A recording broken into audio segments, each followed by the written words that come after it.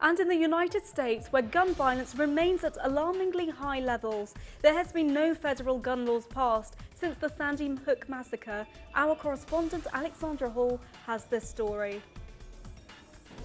2 years after the Sandy Hook Elementary School shooting, and not one federal law on gun control passed.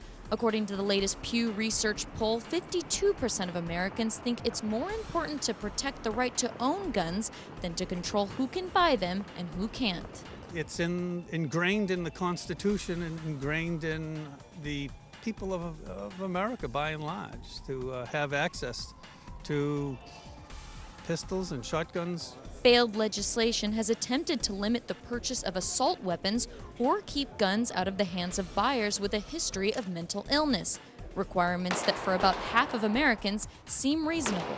You can go out and shoot a shotgun, shoot a couple shots, shoot at a bird or whatever, but to have one that will repeatedly shoot a barrage of bullets, to me, it's selfish. Divisions over what causes gun violence and what could prevent it has motivated reformists to redirect the conversation about gun control to one of gun safety.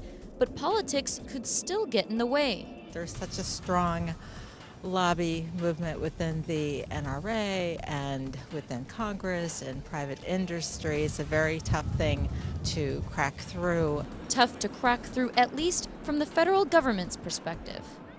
In the absence of nationwide legislation and following a recent victory in Washington state where voters recently approved universal background checks, advocates say that they may have to rely on state ballot initiatives in order to protect future victims of gun violence.